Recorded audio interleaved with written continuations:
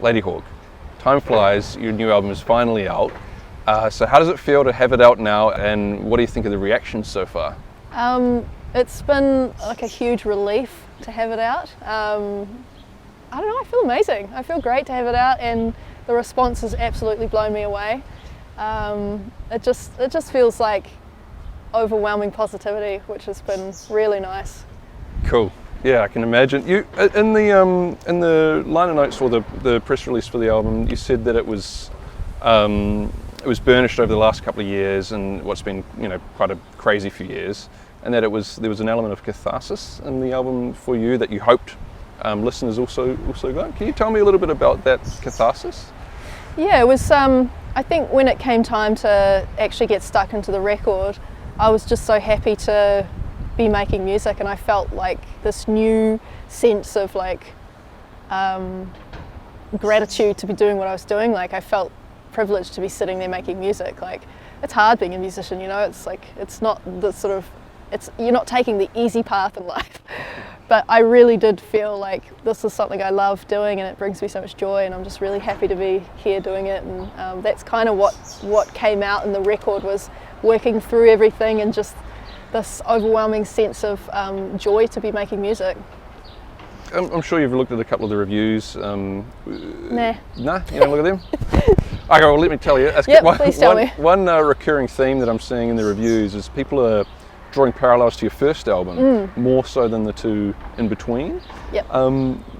Do you hear that? Do you hear what the critics mean when they say that they're hearing more of your first album in it? Yeah, that doesn't surprise me. I feel like I came to this record, I don't know, in a similar state of mind to when I was working on my first record. Completely different parts of my life. Like, the first record, I was a complete unknown, and I'd never done anything like that before. I was always in bands, playing guitar or drums, and so I was new to being a solo artist, but I had no expectations whatsoever.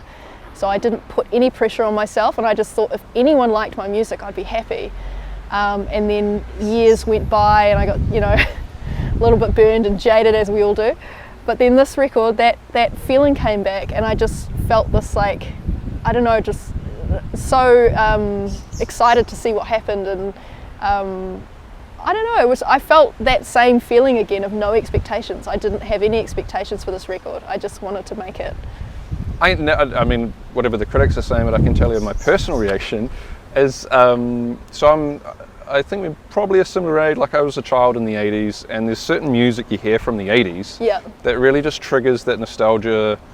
And I don't mean like a Metallica and some of my favorite bands came out then, but I mean like the music you'd hear in the supermarket as a kid, and it hits that memory switch. Yeah. And when I first heard My Delirium and Paris is Burning, it was like it was music from my childhood as a kid of the 80s. Yeah. I think My Love and Guilty Love, to a certain extent, that is kind of hitting a similar thing, where it's this kind of nostalgia even though it's brand new. Yeah. Is that, can you relate to that? Does that make sense, what I'm saying? Yeah, that's the feeling I've been obsessed with for as long as I can remember. Creating nostalgia from something that hasn't existed before, and trying to capture that feeling that makes you feel nostalgic when you listen to a song, even though you might be hearing it for the first time. That's something I love to do with music and play around with. There's obviously a lot you'll be looking forward to with performing in front of large crowds for the first time and stuff. But one thing, if I was in your shoes, I'll be really looking forward to is hearing these new hooks being sung back to you from the crowd. Yeah. Are there any? Is there any sort of one particular chorus from the new album that you most can't wait to hear a crowd sing to you? I think I'd love to hear people singing Guilty Love back, just because it's quite a rocky song. I can imagine it at a festival, So yeah, I mean, anything that the crowd sings along to just blows my mind every time. So I'm stoked with whatever anyone wants to sing along to, even if it's the wrong words, I don't care. So Guilty Love is a song that I particularly like, and I really love the music video. And I think part of that is because I went to Catholic schools. I went to a Catholic all-boys high school. So, so on one level I could relate. There's a confession scene and and just the word guilt is in the title. Yeah, yeah. A big part of being Catholic. Huge part, yeah. I was wondering, is that a personal music video for you? Did you have much to do with the making of the video? And that was an idea by New Zealand filmmaker Lula Cucciata, who's awesome director, and Georgia from Broods and myself, we came up with the idea for the song after we'd sort of talked about our shared experiences, like growing up Catholic and going to Catholic school and stuff, and so that's sort of what we wrote the song about, was how it affected us. And then I sent the track to Lula, and that was her idea. She came back with it overnight, and it was just perfect. It was exactly, I thought it sort of spoke to exactly what Georgia and I were sort of thinking about, so it's great. It sounds like it all fell into place from everyone's kind of shared experience. Exactly. Yeah, it's funny being at this stage of life and thinking back on that time of your life, right? Because you did, I mean, I don't know what it's like for you, but I certainly did have some feelings of guilt and like, oh my God, I'm doing this so wrong about certain things. Yeah. Which is not very good for you at the time, but now I kind of appreciate that, like that shaped me a lot. So I kind of, I think there's a mixture. I think, you know, whenever you're being taught sort of that things are incorrect and you're feeling them anyway, I think that's quite dangerous. So I do have a lot of good memories from it, but I also, you know, have like permanent bad ones that I don't think are going to go away. And I know a lot of other people do as well. So, yeah. So I want to talk a bit about video games. Cool. If that's cool. Of course. What have you been playing recently? Thought you'd never ask. Sid Meier's Civilization 6. Yep. Getting into a bit of Civ. I'd been wanting to play it for a long time, and finally got into it, and I play it with a friend, and we have a civilization together, and it's really fun and nerdy, and but yeah, I play all sorts of games. You can play as Māori in Civ 6. Yeah, right? Coupe. That's right. Yeah, and it's got the special power of the voyage and. Yep. You start in a boat, and I think that's the only character in the game that starts in a boat. And right now I'm Teddy Roosevelt. Washington just got flooded. Everything's going wrong. I didn't choose Teddy Roosevelt. He chose me.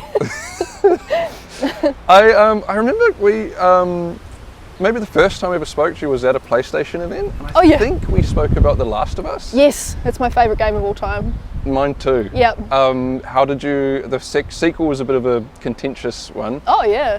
How did you like the sequel? Obsessed with it. It's just absolutely knocked it out of the park. Like, I was just blown away and so emotional. Like, it just draws you in, and I just was like, it's a game, but it made me so emotional, and I was so invested in the characters, and I thought it was so clever the way they made you feel for both Ellie and Abby, who are the two sort of main characters. You know, and there were queer characters and a trans character, and it was just great. It's such a great game. The story was amazing. I could go on about it for ages. No, as could I. It's, the first one is still my favourite game of all time because it's like a perfect loop of storytelling and what happens to Joel and what happens to Ellie over it. And the second one is more of like a novel where there's so many chapters that it's not. I love the sequel, but it's just not as perfect a piece of storytelling. Yeah. But I've played it more than I've played the first one now. Yeah, same. It's so. I know, and it's like no one's innocent and everyone's the villain. Is kind of what it teaches you at the end. It's like, why is she any more the villain than? Why is Abby any more the villain than Ellie? You know, everyone's doing what they need to survive. And in a cycle of violence, everyone is a villain. Yeah, exactly. Yeah. But obviously, sorry to go on about Last of Us so much, but I just know it's a shared. Never apologise. But you've gone into Twitch streaming recently and sharing that, you know, so you look, I've seen you on there and you look like you're having a ball. Yeah. What's so fun about streaming on Twitch? I don't know, I've really sort of come into my own, I think, since streaming on Twitch. Like, I've found a new confidence, and I love it because I've gotten to know my community and the people that come and hang out with me every time I stream, and we're friends. You know, I've made like proper friends through doing that, and it just brings me a lot of joy. I love laughing along with them, and you know, playing a game and having people like Like some call it backseat gaming. I don't mind. Yeah, tell me what to do. Like, what do I do here? I'm stuck. I love it. I love getting everyone involved. I did a full live set the other night on Twitch, which was amazing. Like, it felt like a proper show. Kind of like the first show I'd played in a long time. So yeah, I love Twitch. It's awesome. It wasn't too distracting, like playing and reading the comments at the same time? I couldn't stop looking at the chat. It was like projected up onto the wall, and I was just like playing, and I kept looking up and like really wanting to talk during the song as well. Yeah. You know, people sometimes, there's stereotypes about gamers and gaming, and I mean, some of them are true. If you play multiplayer Call of Duty and you're in a public chat, you'll hear some shit. Oh yeah. It's pretty toxic. Oh, it's horrible. Yeah.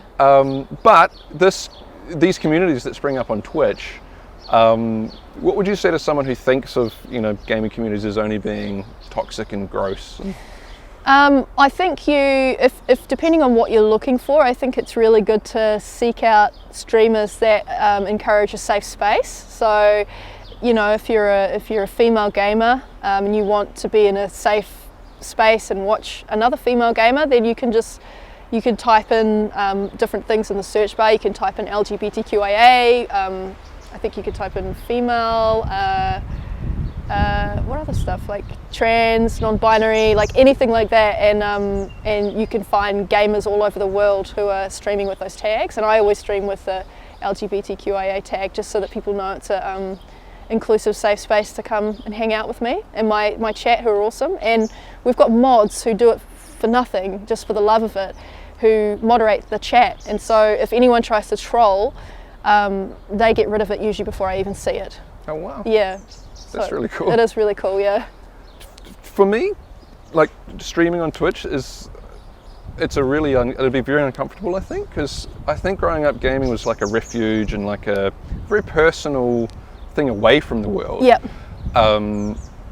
And obviously you've gamed for a long time, so it was probably that for you at one point. Whereas now you're sharing that with anyone who wants to see it. Did you have to get over an uncomfortable kind of barrier there? Or? At first, but still to this day, there's only certain games I'll stream. Like, I won't stream a big story game that I want to get lost in. I'll just play that at home by myself. I tried to stream The Last of Us 2 after I'd already played it, and I was like, I can't concentrate on this because I keep looking at the chat, you know, and I want to, like, in a big story game, I want to get immersed and just forget. So like Ghost of Tsushima as well, when I played that, I didn't stream it or anything. One that was actually quite good for streaming was Returnal. I don't know if you've played that, but because of the repetitiveness of it, that's a really fun one to do with your chat. But yeah, it was a hurdle I had to get over. I just think I'm comfortable now, and it's a hard game though. That one you have to be comfortable with dying a lot. I still haven't finished it. It's like, I don't even know like where I am, but I played it for ages and still haven't finished. It was fun though. Cool. Okay, I just lastly want to ask, when was the last time you watched Ladyhawke the movie? Oh, it's been a while. I've even got the Ladyhawke soundtrack on vinyl that people keep giving me as a present. So I've got so many of them because I can't bring myself to throw them away. But no, it's been years and years. Awesome. Thank you very much. Oh, thanks for having me. No problemo. Sweet.